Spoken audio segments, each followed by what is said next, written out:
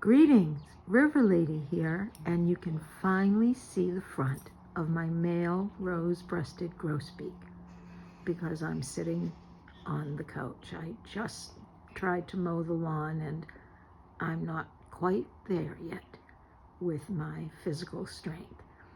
Anyway, I have this wonderful feeder that was given to me, which is a window feeder, and my rose-breasted grosbeak just loves coming to it. And now you can see the beautiful red bib that he has.